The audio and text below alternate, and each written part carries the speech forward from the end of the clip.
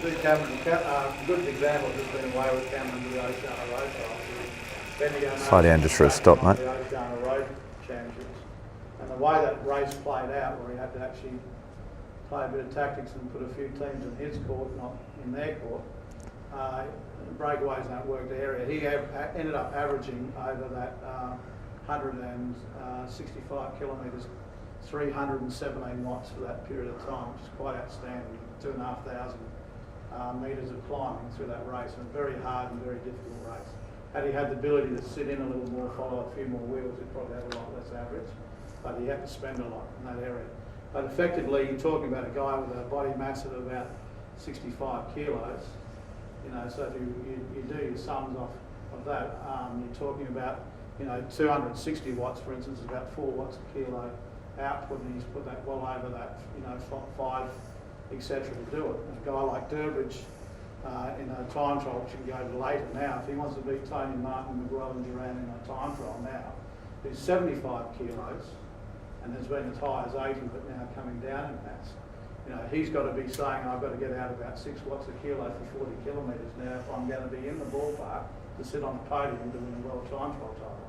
Anyone try and do that and you realise it's not an easy ask. So 6 watts a kilo for Durbridge is 600 watts. 6 watts a kilo for Cameron Meyer is in the 400s. About 420 watts, 430 watts. It's a lot of difference. So it's not always comparing what your meters are saying versus what your body masses are, etc. So, but again, these days he's training, he's hoping to get a ride in the Tour de France after an injury-affected start of the season. Done 3 Giros, has the potential to go and do some classics, starting in 3 weeks in the Tour of Turkey for his first European campaign. And again, he's now got to get into a position that will get an optimal position, but a comfort now to be able to sit in that chair and go to work for about 8 hours on that saddle and try and get an optimal situation. Now, in that position, you see he's actually riding quite a flat stem and he's quite low. That's been experimented a little bit. But also Cameron is quite a long-limbed athlete as well, like we mentioned with the females too. So he's quite long-armed, he is quite long-legged, and that current position on that bike is working quite well for him. Clay, move into the suit, Chris. Yeah, with sprinters, they're not on the bikes for very long, so aerodynamics is the ideal and highest priority. It's not about comfort in any which way, shape, or form.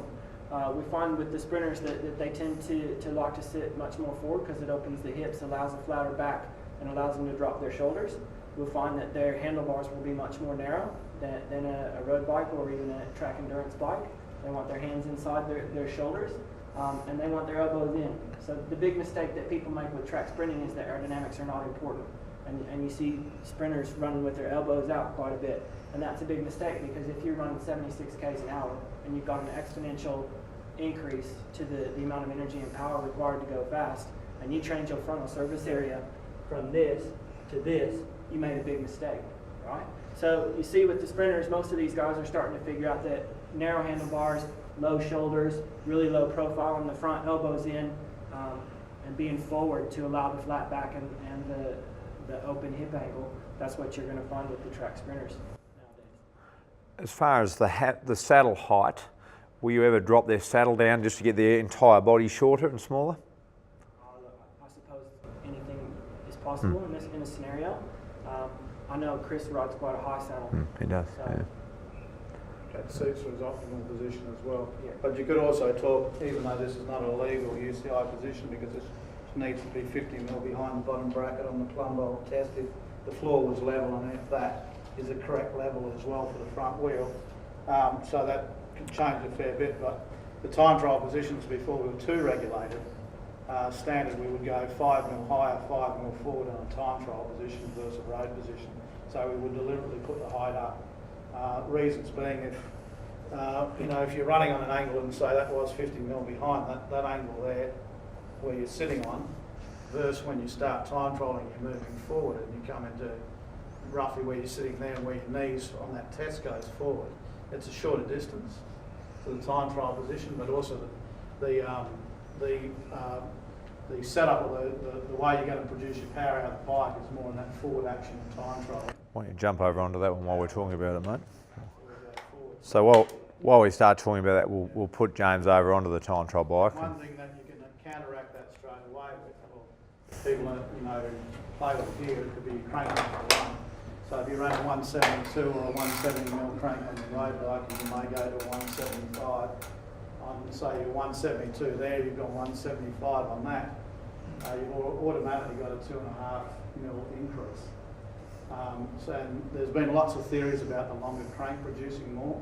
I'm currently looking at something pretty interesting, which is saying that doesn't necessarily gain a thing, which is a big comment when people are going out as far as 180mm, or if you Michael Freeberg experimenting with 200mm cranks.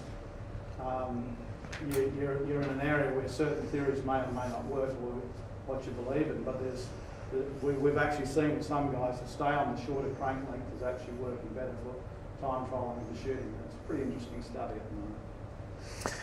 Just Effectively, the moment you see a person coming in this position of that, you know, obviously he's nicely set up on that bike. It's a good comfort position. It's fairly standard on road. Probably the ability to be a bit flexible on the stem length. Off that comment, I could say he's got easily up to 20mm to experiment with on that for an optimal position, depending for what you want to get out of it. That's not saying that's wrong, it's just saying there's that flexibility of position to go as far as that for where we're at. Where ultimately here, when we're looking at in this time trial position when you're legal, when time trial bikes first came out, you saw bikes that are going as far as 80-degree seat posts, which just basically became uncontrollable in a corner situation when you work how you've got to put the rest of the frame together and where the wheels are going to be there. It's very excessive in a position, so the handling is very poor. It's great if you're going in one direction, puts you in the Superman position well forward. But for particularly the UCI regulations, you can't do that anymore. You are dictated by certain regulations that the frames have to be fairly stock standard, and where the seat has to be from a 50mm, and then from a measurement from here to where the handlebars will drop down of a 75cm length only, which can definitely prejudice against a very tall person. And in that area there are some arguments for morphological reasons why you may be allowed that extension. And also if you end up with your seat further back than 50mm, they may give you some variance on that because you're safely within certain lengths. But you know, positions for time trialling is naturally to get more aerodynamic. When they're doing what you're talking about, the British with the wind tunnel tests, and we've done some as well for Australia and in Melbourne. And what they're experimenting with is the laws are now saying that the bars can't be in that tuck position, which did come in for a while. It was when they banned the Superman position, it was the next best thing to get into. And then you've seen some position where the bars may go down lower. Generally now the rule is saying that at this point of the bar it has to be a level position. That's your playing field. So from that would then determine how low do you actually have your whole bar set up, and then the flexibility of the spaces in here as well for your setup.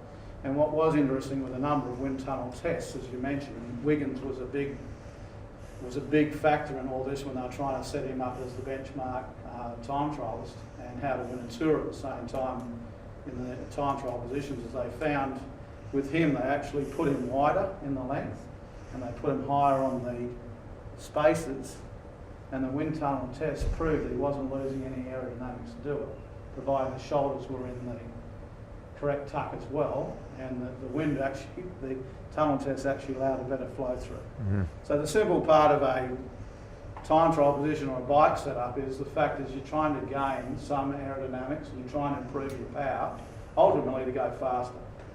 The least aerodynamic feature of a bike is the actual rider. The most aerodynamic improvement you can make are the wheels, and from that you've got to build within a legal position, the optimal position to suit somebody to go fast on a bike. And you know, what may suit for one person could be completely foreign to another.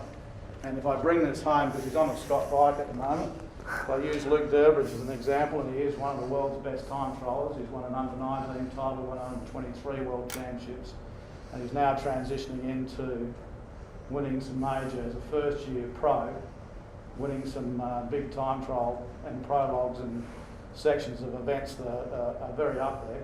When Luke came through, so if I can sort of tag into where an athlete may start, because we're often talking an end product, and I wouldn't say Luke Irving is completely at the end product at the moment. He's still evolving in his career, but he's a long way up there. But when he first started, he came out of talent search. He was the most inflexible kid I've ever met. We couldn't, as I mentioned with Injuran, we wouldn't have got him any lower than that in a position. And over a 2-year period, as of 19, when we were doing our preparation